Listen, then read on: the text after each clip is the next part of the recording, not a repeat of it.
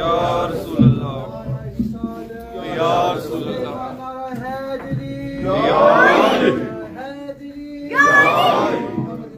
محمد صلوات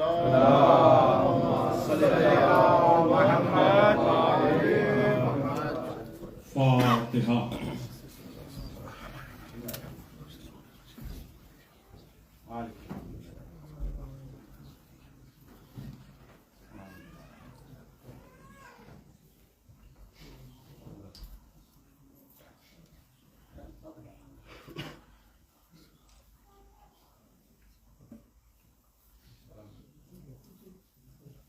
اعوذ باللہ من الشیطان اللعین الرجیم.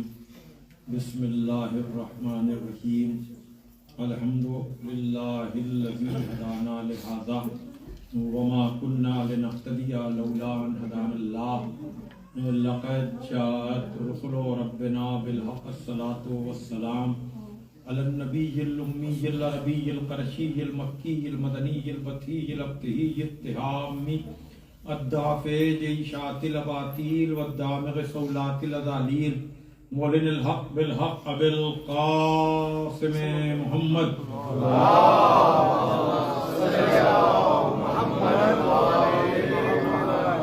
آلہ الطیبین الطاہرین المعصومین المظلومین الذین اذهب اللہ عنہم الرجس وطہرہم تطہیرا.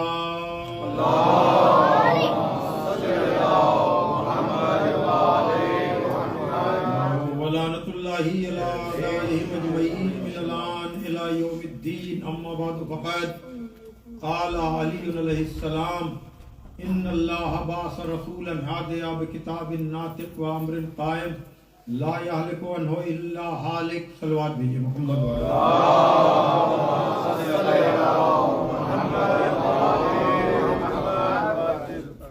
بزرگان محترم و دوستان عزیز، آپ حضرات کی خدمت میں دعوت ذوالعشیرہ، غدیر، ثقیفہ اور فدق اور کربلا کو عنوان بناتے ہوئے جس سلسلہ ذکر و بیان کا آغاز کل ہم نے کیا تھا، یہ آج اس کی دوسری منزل اور دوسری تقریر ہے. گفتگو کا ذریعہ خدائے فصاحت، مولائے بلاغت، غالب علی کل غالب، مطلوب کل طالب حضرت علی ابن ابی طالب علیہ الصلوۃ والسلام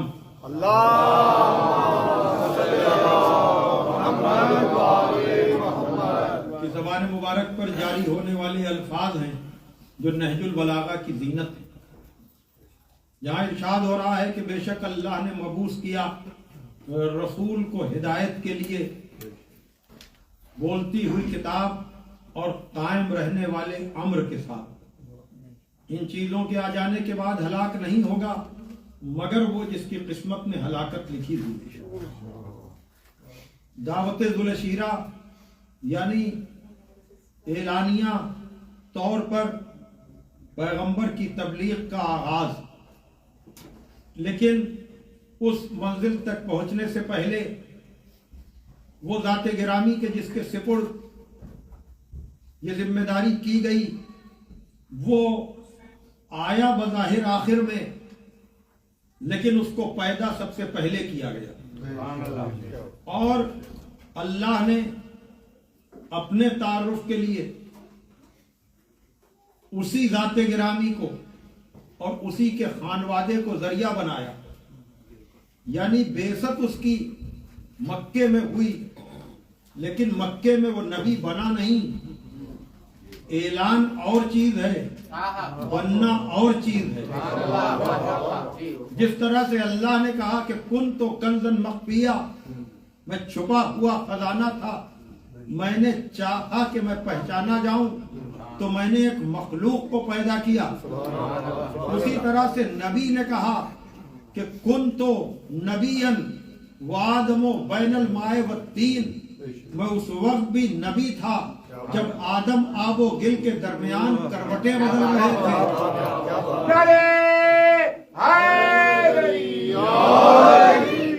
ایک کن تو خدا کا، ایک کن تو نبی کا، जब इन दो कुंतों को आदमी समझे तो मन कुंतो समझ में आए। सलावत भेजिए मोहम्मद वाले मोहम्मद पर।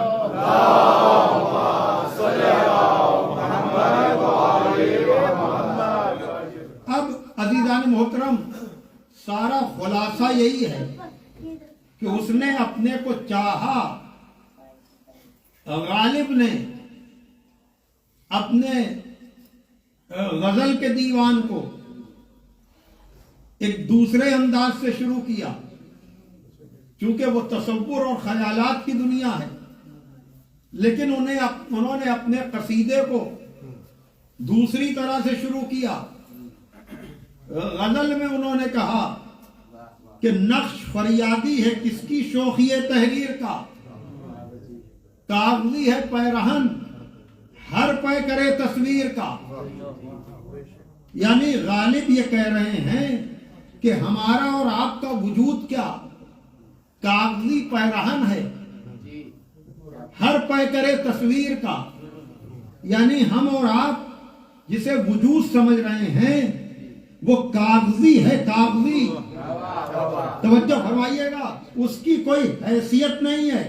अच्छा, हैसियत का मामला ये है कि हम बहुत कुछ समझते हैं कि हम कुछ हैं, लेकिन गालिब ने अपने कसीदे में कह दिया कि लाफे दानिश गलतो नफे इबादत मालूम।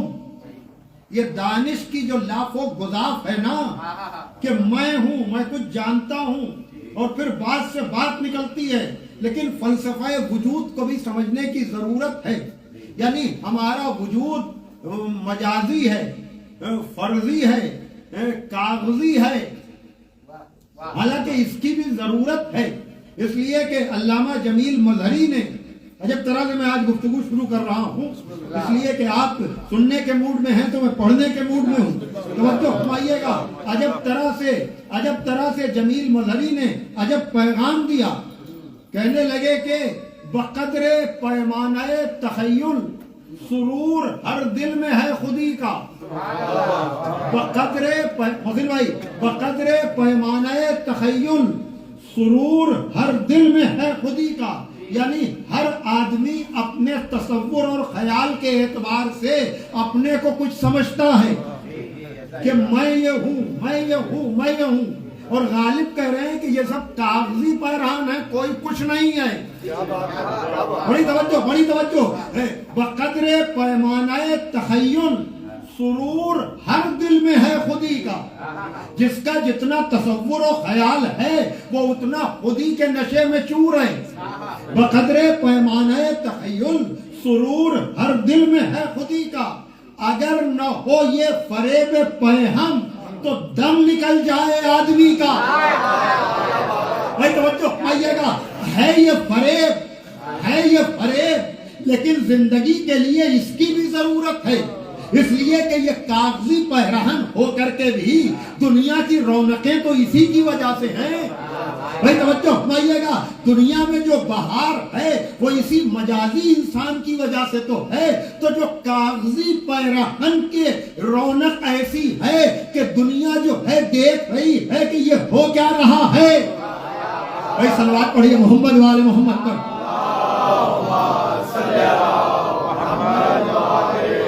तवज्जो कीजिएगा, सब हर दिल में एक सुरूर है खुदी का, लेकिन ये फरेब पैहम है, इसके अलावा कुछ नहीं। और यकीनन गालिब का ये शेर तो बड़ा गहरा है कि लाफे दानिश गलतो नफे इबादत मालूम। यानी जो दानिश की लाफो गुजाफ है ना कि ये मैं जानता हूँ, ये मैं जानता हूँ, ये मैं जानता हूँ, गालिब कह रहे हैं ये सब फर्जी चीजें हैं। लाफे दानिश गलतो नफे इबादत मालूम। और इबादत के कितने सवाब हैं का हम भी खूब जानते हैं। और अब देखिए मुसलसल, अब जो मैं बातें करने जा रहा हूँ यकीनन साहिबाने फहमो ज़का हैं। बात हो रही थी अपने वतन में किसी बुजुर्ग से, वो वकील हैं। उन्होंने कहा कि एक वो भी दौर था कि जब वकालत और जो है वो कज़ावत का मेयार ये था कि अंग्रेज जज के सामने ہمارے ہی وطن سے ان کا تعلق ہے، فخر قوم، بہت بڑی شخصیت ہے فخر قوم سید کلب عباس صاحب مرحوم، وہ وکیل بھی تھے، کہا وہ بحث کر رہے تھے انگریز جج کے سامنے اور انہوں نے اپنی دلیلیں دی، اس نے کہا اگین، انہوں نے دوبارہ اپنی دلیلوں کو ریپیٹ کیا، انہوں نے کچھ جھلائے ہوئے انداز میں دوبارہ وہی چیزیں کہیں، اس نے کہا ونس مور، کچھ اور آپ پھر دوہرائیے، تیسری دفعہ انہوں نے انہی دلیلوں کو دوہرایا، اور جب تیسری دفعہ اس نے کہا ایک دفعہ اور، تو انہوں نے جھلا کے کہا کہ ہم تمہیں قانون سنا سکتے ہیں، دماغ نہیں دے سکتے۔ بھائی توجہ فرمائیے گا، تو بھیا ہر جگہ یہی مسئلہ ہے کہ آپ لوگوں کو اچھے اچھے مشورے دے سکتے ہیں، ان کو دماغ نہیں دے سکتے۔ لیکن جیسے ہی انہوں نے یہ شعر سنایا، میں نے کہا انہوں نے یہ فکر دی کہ پھر اس کے بعد اچھا زمانہ تھا، ورنہ آج کے ججوں کو ایسا کوئی کچھ کہہ دے، ارے میں کہاں جاؤں۔ وہی جو مسائل ہو رہے ہیں آپ کے ملکوں میں، ججوں کے اوپر کتنے زیادہ طنزیہ باتیں ہو رہی ہیں کہ کبھی 12 بجے رات میں عدالت کھل رہی ہے، کبھی 12 بجے دن میں بھی فیصلہ نہیں ہو رہا ہے، تو یہ تو تنزلی ہے نا، اور سب جگہ ہے۔ کہا لیکن وہ چونکہ اس دور کا جج نہیں تھا، اس نے یہ جھلایا ہوا جملہ سنا بھی، برداشت بھی کیا کہ I can give you law, I can't give you head، میں تمہیں قانون تو سنا سکتا ہوں لیکن تمہیں دماغ نہیں دے سکتا۔ اس نے اپنے چیمبر میں بلایا ان وکیل صاحب کو اور کہا کہ میں اپنے فیملی میٹر کی وجہ سے کچھ الجھا ہوا تھا، اس لیے تمہاری باتوں کو فالو نہیں کر پا رہا تھا، دوسری ڈیٹ پر بحث کر لینا۔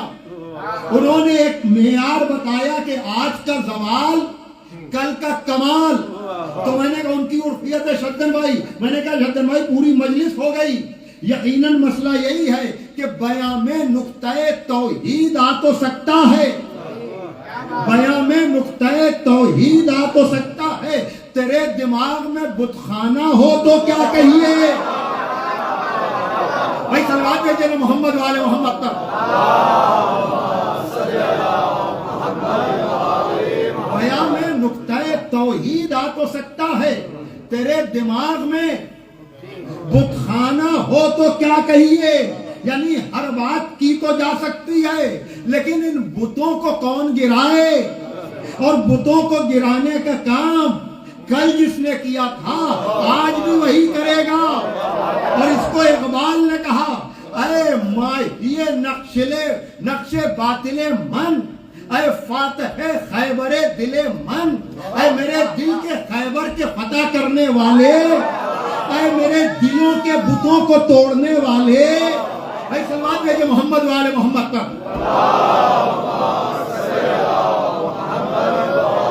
میں آپ کی توجہ چاہتا ہوں کہ بیان میں نقطہ توحید آ تو سکتا ہے، تیرے دماغ میں بت خانہ ہو تو کیا کہیے۔ اب اقبال بات کرتے ہیں تو مسلسل کرتے ہیں، کہنے لگے کہ مسجد تو بنا دی شب بھر میں ایمان کی حرارت والوں نے، مسجد تو بنا دی شب بھر میں ایمان کی حرارت والوں نے، دل اپنا پرانا پاپی تھا برسوں میں نمازی بن نہ سکا۔ بھائی توجہ، لیکن نمازی بھی اپنے اوپر غرور نہ کرے۔ بھائی دیکھیے، ایک تو ایمان ہی نہیں ہے، اس لیے کہ جب دل و دماغ بت خانہ بنا ہو تو ذکر توحید کا فائدہ کیا۔ اور اگر مسجد تک آ بھی گئے، مسجد بنانے میں چندے دے دیے جاتے ہیں لیکن دل و دماغ نمازی نہیں بن پاتا۔ لیکن اقبال یہاں پر رکتے نہیں، اب نماز بھی آدمی پڑھتا ہے تب بھی اقبال کہتے ہیں کہ تیرا دل تو ہے صنم آشنا، تجھے کیا ملے گا نماز میں۔ بھائی توجہ، لیکن یہ مسئلے اسی در پر آ کر حل ہوتے ہیں۔ اب جوش نے کہا کیا نماز شاہ تھی ارکان ایمانی کے ساتھ، کیا نماز شاہ تھی ارکان ایمانی کے ساتھ کہ دل بھی جھک جاتا تھا ہر سجدے میں پیشانی کے ساتھ۔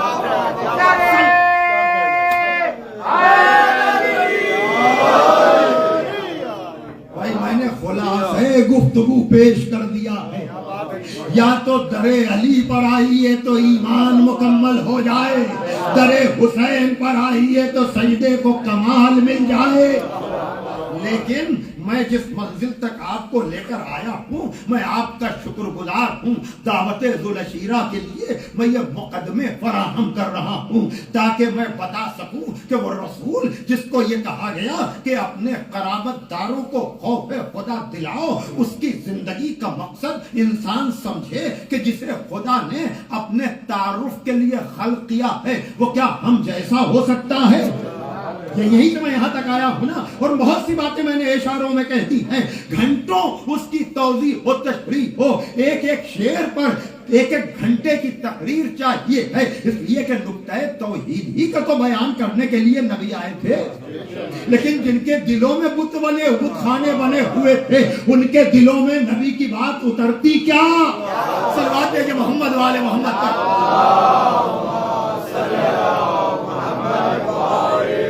تو غالب کہہ رہے ہیں کہ لاف دانش غلط و نف عبادت معلوم. دانش کی جو لاف و گزاف ہے وہ فرضی ہے، اور عبادت کا جو نشہ ہے بغیر معرفت کے تیرا دل تو ہے صنم آشنا. تجھے کیا ملے گا نماز میں؟ بڑی توجہ چاہتا ہوں عزیزان محترم. کہا کہ لاف دانش غلط و نف عبادت معلوم، درد یک ساغر غفلت ہے چے دنیا و چے دین. دنیا میں غفلت کے ساغر کی تلچھٹ ہے. ساغر جام میں جو بالکل نیچے نشہ لینے کے بعد جو ذرا سا اس کے پیدے کے اوپری حصے میں جو ذرا سی تری رہ جاتی ہے اسے تلچھٹ کہتے ہیں. کیا تم جو بہت غرور کر رہے ہو نا اپنے ہونے پر، حالانکہ تم کاغذی ہو، تو یہ تو گہرا شعر ہے. لیکن کووڈ 19 نے سب کو سب کی حقیقت بتائی کہ نہیں؟ بھائی میں آسان کر رہا ہوں، بھائی کووڈ 19 میں تو پتا چل گیا نا، اور وہاں بھی عید گزری کوئی حرارت نہیں آئی، بقرعید گزری کسی کا پتہ نہ چلا. بھائی محرمی نے تو اپنے وجود کو منوایا تھا. میں نے کہا تھا توجہ فرمائیے گا، محرمی نے تو بتایا تھا کہ ہمارا وجود بنام حسین ہے، ورنہ سب کاغذی اور فرضی ہیں. ورنہ کورونا نے تو سب کی خبر لے لی تھی نا، کہ رکھا نہ کورونا نے کسی ایک کا بھرم بھی، رکھا نہ کورونا نے کسی ایک کا بھرم بھی. میں خانہ بھی خالی ہے، کلیسا بھی حرم بھی. صلوات دیجیے محمد والے. ایک اور صلوات دیجیے محمد والے.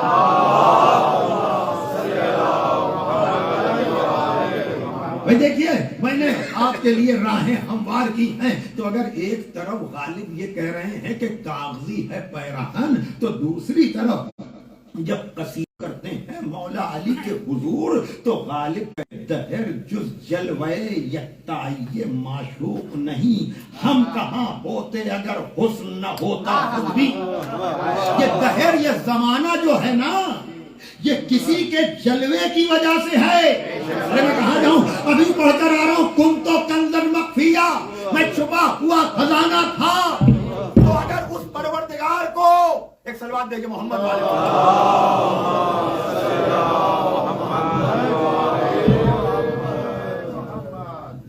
محمد والے محمد بلند تر صلوات.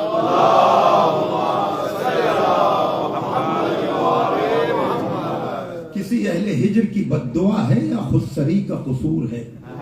ابھی میں بات کر کے آ رہا ہوں کہ خودی کا نشہ تو سبھی کو ہوتا ہے. کسی اہل ہجر کی بد دعا ہے یا خودسری کا قصور ہے؟ یہ جو بات بن کے بگڑ رہی ہے تو کوئی بات ضرور ہے. یہ جو بات بن کے بگڑ رہی ہے تو کوئی بات ضرور ہے. میں چراغ لے کے ہوا کی زد پہ جو آ گیا ہوں تو غم نہ کر. میں چراغ لے کے ہوا کی زد پہ جو آ گیا ہوں تو غم نہ کر. میں یہ جانتا ہوں کہ میرے ہاتھ پہ ایک ہاتھ ضرور ہے.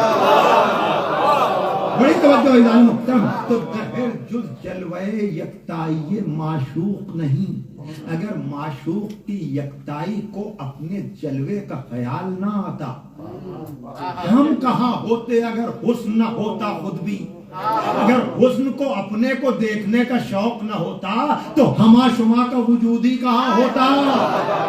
بھائی اب اگر خالق اپنا جلوہ دیکھنا چاہے گا تو شیشہ دیواروں پہ لگتا ضرور ہے. ارے میں کہاں جاؤں توجہ فرمائیے گا. شیشہ اس کے لیے کوئی دیوار چاہیے ہے، لیکن کوئی غلط فہمی میں دیوار میں چہرہ نہ دیکھنے لگے. چہرہ شیشے میں دکھے گا، دیوار پہ نہیں. بہت سے لوگ اسی غلط فہمی کا شکار ہو گئے. دیوار پر شیشہ لگا، یہ اپنے کو شیشے جیسا سمجھنے لگے. بھائی صلوات دیجئے محمد والے محمد پر. بھائی دیکھ رہا ہے نا، تو اب خالق کو اپنے کو دیکھنا تھا، تو اگر نور نہ ہوتا تو خالق اپنے کو دیکھتا کس میں؟ اور آپ نے دیکھا کہ نوری مخلوق کی ضرورت کیوں تھی؟ اس لیے کہ ظلمانی مخلوق میں خالق اپنے کو دیکھتا کیسے؟ تو اب جس مخلوق کو بھی وہ خلق کرے گا وہ مخلوق نورانی ہوگی کہ نہیں؟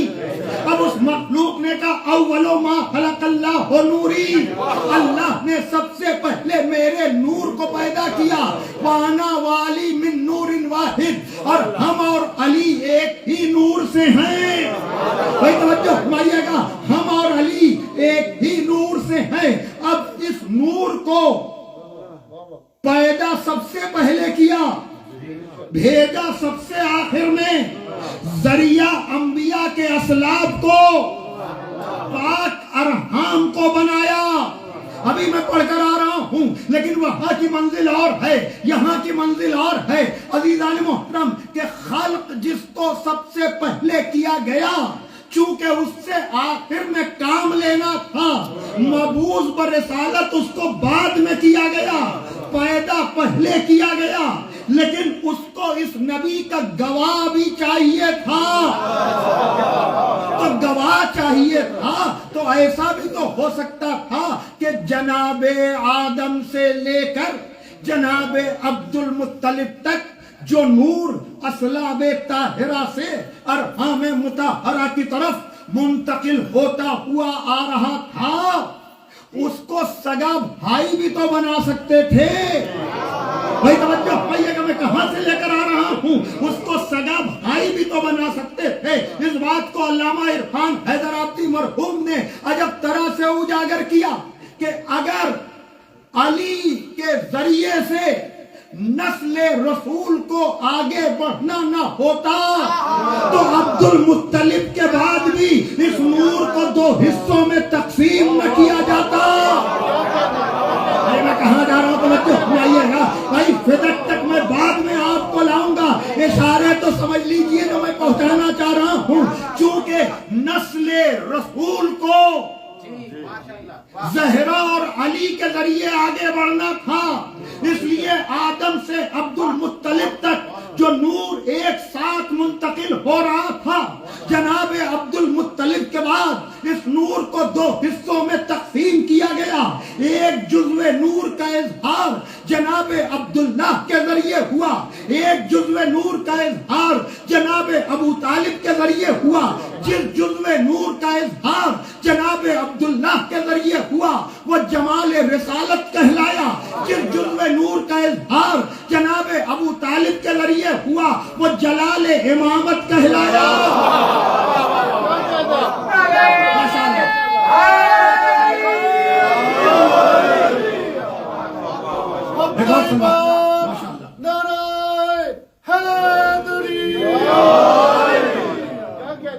ایک اور سلوات دیکھیے محمد والے محمد.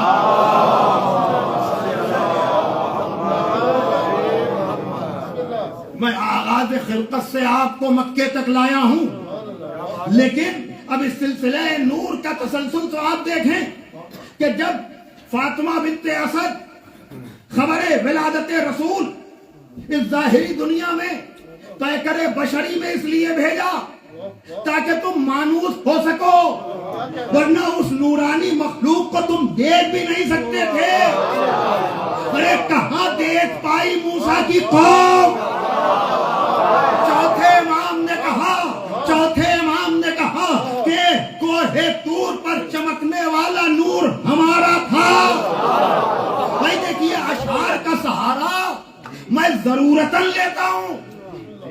لیے تو کچھ لوگوں کو اقبال جلدی سمجھ میں آتے ہیں، آیتیں اور حدیثیں سمجھ میں نہیں آتی۔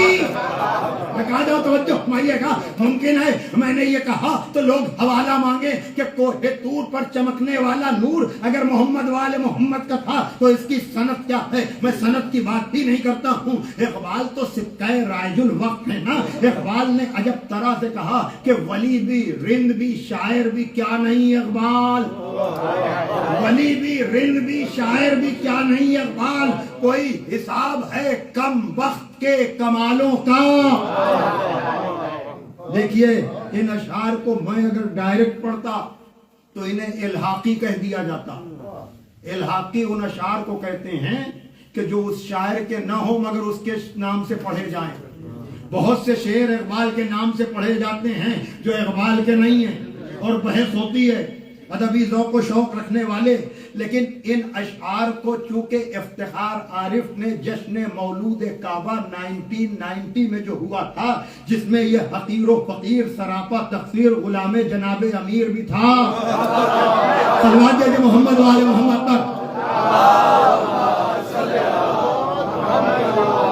کہ ہمیشہ ورد زباں ہے علی کا نام اقبال، کہ پیاس روح کی بجھتی ہے اس نگینے سے، جہاں سے پلتی تھی اقبال روح قمبر کی، ہمیں بھی ملتی ہے روزی اسی خزینے سے۔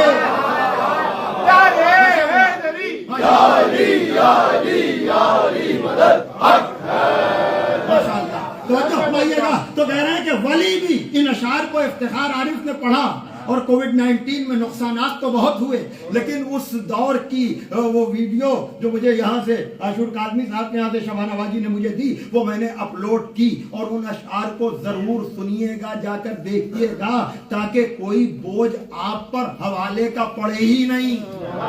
بھائی توجہ فرمائیے گا، غلو کا الزام لگنا ہے تو اقبال پہ لگے۔ بڑی توجہ، ولی بھی رند بھی شاعر بھی کیا نہیں اقبال، کوئی حساب ہے کم وقت کے کمالوں کا، سنا ہے صورت سینہ نجف میں بھی اے دل، سنا ہے صورت سینہ، یعنی تو کوہ طور پر جو نور تھا نا، ابھی میں کہہ کے آیا ہوں کہ چوتھے امام نے کہا وہ نور ہمارا تھا، لیکن لوگوں کے گلے سے نہیں اترتا، یہ اپنی اپنی قسمت کی بات ہے کہ معصوم کا قول نہیں اترتا، اقبال کا شعر اتر جاتا ہے۔ صلوات دے محمد والے محمد پر، سنا ہے صورت سینہ نجف میں بھی اے دل، کوئی مقام ہے غش کھا کے گرنے والوں کا۔ صلوات دے محمد والے محمد پر۔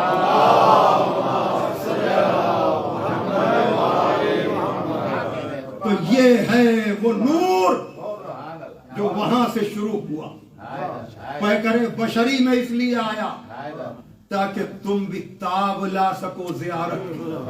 بھائی توجہ فرمائیے گا، یہ احسان ہے اس خالق و مالک کا کہ جس نے نور محض کو پیکر بشری میں بھیجا تاکہ ہم اسے دیکھ سکیں، اور پھر جب نصف نور ملا نصف نور سے، اپنے کو کردگار نے دیکھا غرور سے۔ بڑی توجہ، تو یہ سلسلہ ہے عزیزان محترم، لیکن جب جناب فاطمہ بنت اسد پیغمبر کی آمد کی خبر جناب ابو طالب کے پاس لائیں، تو یہ ہے عظمت ابو طالب کا کمال، کا جیسے مولود کی خبر تم لے کے آئی ہو نا، 30 برس بعد ایسا ہی تحفہ تمہیں بھی ملے گا۔ بڑی توجہ، بڑی توجہ، دیکھ رہے ہیں آپ ابو طالب سے رب دیکھ رہے ہیں۔ میں نے بہت سی باتوں کو ترک کیا، اب میں بعثت کے وقت کے حالات کے لیے صرف چند منٹ لے کر کے، تاکہ یہ نہ ہو کہ آج تو شعر ہی پر گفتگو سب ہو گئی، نہیں، آپ کے پاس کو نہج البلاغہ تک لاؤں تاکہ تسلی اور دلاسا بھی ہو جائے کہ عقیدہ شاعری کا نام نہیں ہے۔ علامہ رشید ترابی مرحوم اقبال کو بار بار پڑھتے تھے، جب کسی نے ان کو خط لکھا کہ آپ اقبال کو کوٹ بہت کرتے ہیں لیکن آپ کا یہ پسندیدہ شاعر تو عشق و عقل پر فوقیت دیتا ہے، اور آپ محکم اور متشابہ کے اشرے میں عقل کو فوقیت دے رہے ہیں. تو علامہ رشید ترابی مرحوم نے کہا کہ ہم اشعار اقبال کے بطور دلیل پیش نہیں کرتے، یہ تو تم جیسوں کو آئینہ دکھانے کے لیے، بڑی توجہ، تم جیسوں کو آئینہ دکھانے کے لیے کہ اقبال اقبال اقبال بہت کرتے ہو نا، جب ہم اقبال پڑھنے لگیں گے تمہیں اقبال سے نفرت ہو جائے گی. صلوات بھیجے محمد والے محمد پر. تو یہ نور کی یکسانیت، صلوات بھیجے محمد والے محمد پر.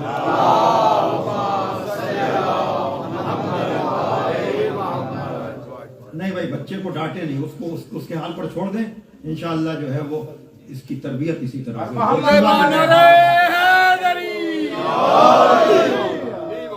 وقت تو میرا تمام ہو چکا ہے، لیکن میں یہ نہج البلاغہ کا تحفہ جو اب تک میں نے مختلف باتیں اشاروں میں پیش کی، اب اس کا خلاصہ یہ خطبہ قاصیہ ہے، جہاں امیر کائنات ارشاد فرما رہے ہیں کہ لقد کان یجاور فی کل سنۃ بحرا، پیغمبر ہر سال غار حرا میں جاتے تھے، پیغمبر ہر سال غار حرا میں جاتے تھے. میں دیکھتا تھا، میرے علاوہ کوئی اور نہیں دیکھتا تھا. ارا نور الوحی والرسالہ.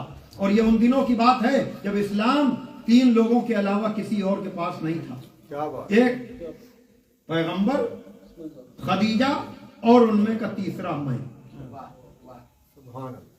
ارا نور الوحی والرسالہ، میں وحی اور رسالت کا نور دیکھتا تھا. اشم ریح النبوہ، میں نبوت کی خوشبو سونگتا تھا، میں نبوت کی خوشبو سونگتا تھا. جب پہلی مرتبہ پیغمبر پر وحی نازل ہوئی، دعوت ذوالسیرہ سے 3 برس پہلے کا یہ واقعہ ہے، یعنی 3 برس مخفی طور پر. کل میں نے کہا تھا نا ہیڈ لائنز میں، اب اس کی تفصیل آ رہی ہے کہ جہاں پر پیغمبر ہر سال غار حرا میں جاتے تھے، مولا علی کہہ رہے ہیں میں دیکھتا تھا، میرے علاوہ اور کوئی نہیں دیکھتا تھا، میں رسالت اور وحی کا نور دیکھتا تھا. ارا نور الوحی والرسالہ واشم ریح النبوہ، میں نبوت کی خوشبو سونگتا تھا. حینا نزل الوحی، جب پیغمبر پر وحی نازل ہوئی تو میں نے ایک چیخ سنی، تو میں نے اپنے بڑے بھائی سے پوچھا ما ہاذہ الرنہ، یا رسول اللہ یہ چیخ کس کی ہے؟ کہا ہاذہ رنۃ الشیطان، یہ شیطان کی چیخ ہے. آیسا من عبادت ہی، جو آج اپنی عبادت سے مایوس ہو گیا. بڑی توجہ، A190 نمبر کا خطبہ قاصیہ ہے، جا کر دیکھیے گا ضرور. کہا آج اپنی عبادت سے وہ مایوس ہو گیا. یہ بتانے کے بعد نبی کہتے ہیں کہ یا علی تم مجھ سے کیوں پوچھ رہے ہو؟ یہی تک لانا تھا. میں نے کہا نا جناب آدم سے لے کر یہ نور جناب عبد المطلب تک جو منتقل ہوتا ہوا آیا ہے، یہ ضرورت وقت تھی. تبلیغ کا فلسفہ آگے بیان ہوگا، پہلے روحانی میں نے سلسلہ بیان کیا، چونکہ علی اور زہرا کے ذریعے سے نسل نبی کو آگے بڑھنا تھا، اس لیے جناب عبد المطلب کے بعد اس نور کو 2 حصوں میں تقسیم کیا. بظاہر وہ 30 برس پہلے اس دنیا ظاہری میں آئے اور یہ 30 برس بعد آئے، لیکن رتبے میں، مقام میں، نور میں، ظہور میں، علم میں، شجرے میں، طہارت میں، بزرگی میں، کمال میں، شرف میں کوئی فرق نہیں آئے.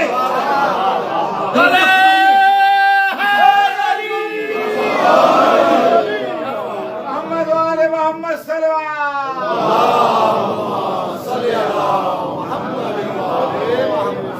تم مجھ سے کیوں پوچھ رہے ہو؟ اس لیے کہ انکا تسمع ما اسمع، انکا ترا ما ارا.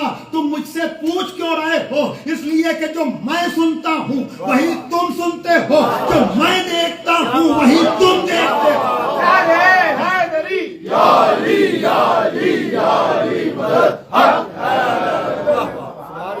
بلند آ رہے سلوات دے.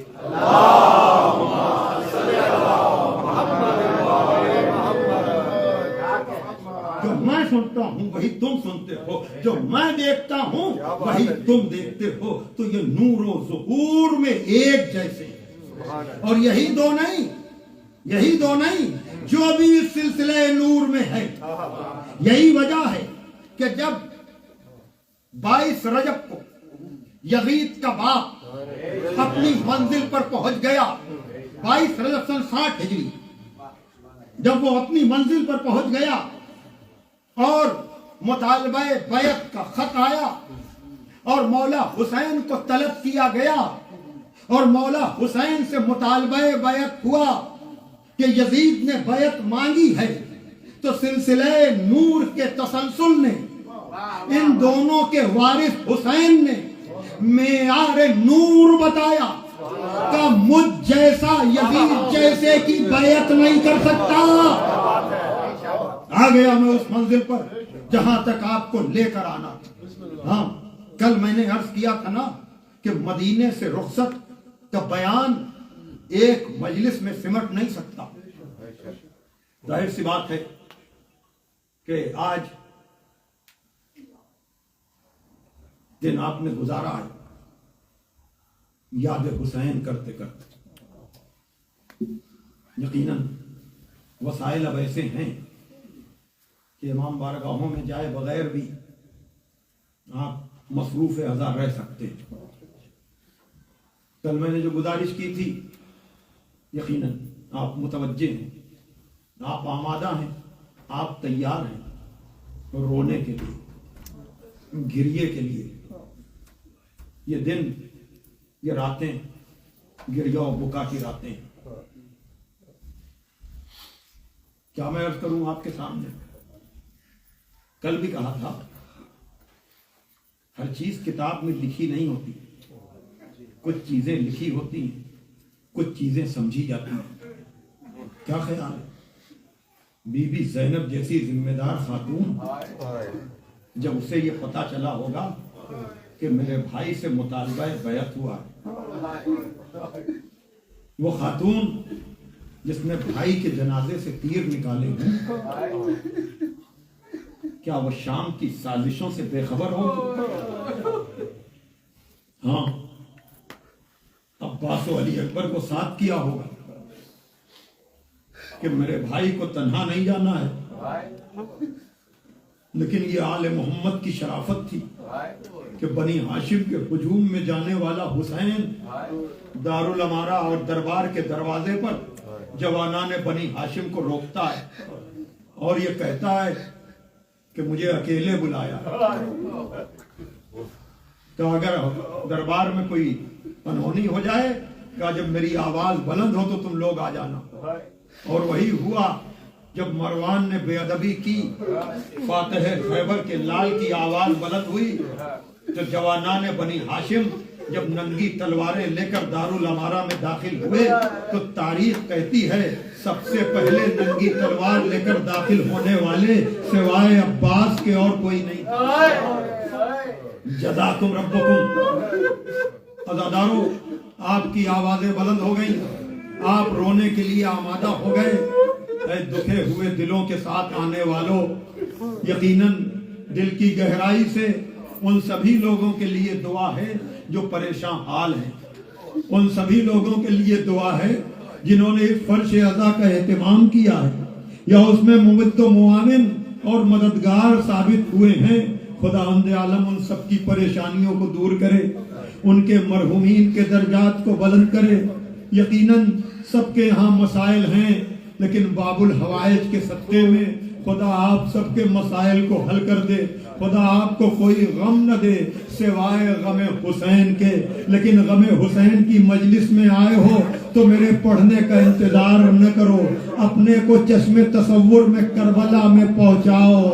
ہاں عزادارو، آج کربلا آباد ہے، آج کربلا بھری ہوئی ہے، لیکن دوسری محرم کو جب یہ قافلہ پہنچا ہے نا تو کربلا کا جو منظر تھا وہ آپ جانتے ہیں، اس کا بیان تو کل ہوگا، لیکن آج عزادارو اتنا کہ یہ قافلہ جب مدینے سے چلنے لگا ہے تو کیا اندازہ ہے آپ کا کہ حسین ابن علی نے جب عباس کو اس طرح سے دیکھا ہوگا کہ ننگی تلواریں لے کر آ گئے ہیں تو کیا یہ نہ کہا ہوگا کہ عباس یہ مدینہ ہے کربلا میں؟ عباس یہ مدینہ ہے کربلا نہیں، عباس یہ مدینہ ہے کربلا نہیں۔ لیکن عزادارو جناب عباس کا ذکر تو آپ سنیں گے، لیکن کوئی اور بھی ہے جو عباس کے وقت طلب کیا گیا ہے۔ تفصیل میں جانے کا موقع نہیں ہے، شاید میں 8ویں کو چند جملے استعمال کروں، لیکن یہ سمجھدار مجمع آپ نے کبھی اس بات پر غور کیا کہ غازی کو طلب کرنے والا آپ کا مولا کیا اس کو یہ ضرورت تھی کہ وہ عقیل سے کہے کہ مجھے ایسے خاندان کا پتہ بتاؤ کہ جہاں میں عقد کروں تو ایسا شجاع دلیر بہادر بیٹا پیدا ہو؟ عجب طرح سے مصائب میں نے شروع کی، تفصیلی مصائب نہیں ہے، لیکن آپ تڑپ جائیں گے نتیجے کے اوپر۔ وہ کہ جو نور اول کا شریک ہو، وہ جو نور و ظہور میں شریک کار رسالت ہو، وہ جو دعوی سلونی کرے، کیا اسے عرب کے قبیلوں کا پتہ نہ ہوگا کہ وہ اپنے بھائی عقیل سے کہے؟ تڑپ جائیں گے آپ کہ مجھے ایسے قبیلے کا پتہ بتاؤ۔ یہ تہذیب آل محمد ہے۔ عقیل سے قبیلے کا پتہ نہیں، عقیل کو کربلا کے لیے متوجہ کر رہے ہیں مولا علی کہ عقیل مجھے بھی کربلا کی فکر ہے، تم بھی کربلا کی فکر کرو۔ اور شاید جیسے ہی مولا علی نے عقیل سے ذکر کیا، تڑپ جائیں گے آپ۔ اگر علی کو عباس جیسا بیٹا چاہیے تھا تو عقیل کو مسلم جیسا بیٹا۔ جزاکم ربکم۔ اور پروردگار نے بھی اگر مولا علی نے مانگا تو عباس جیسا بیٹا ملا، عقیل نے مانگا تو مسلم جیسا بیٹا ملا، اور دونوں کو کربلا کا فریضہ مل گیا۔ ایک علمدار کربلا بن گیا، ایک سفیر کربلا بن گیا۔ جزاکم ربکم۔ ایک کے علم کے بغیر جلوس مکمل نہیں ہوتا، ایک کی زیارت کے بغیر مجلس مکمل نہیں ہوتی۔ جزاکم ربکم۔ عزادارو سمجھ گئے ہوں گے آپ کہ میں کس کے مصائب پڑھنا چاہ رہا ہوں۔ یقیناً شہدائے کربلا کا ذکر تو ہو جاتا ہے، لیکن امیر مسلم، اس لیے کہ میدان میں تلوار چلانا آسان ہے، لیکن کوفے کی گلیوں میں عزادارو دعا کیا کرو کہ عالم غربت میں تنہا نہ ہو، عالم غربت میں اکیلے نہ ہو، اور اگر اکیلے ہو بھی جاؤ تو چھوٹے چھوٹے بچے ساتھ نہ ہو، لیکن ہائے مسلم۔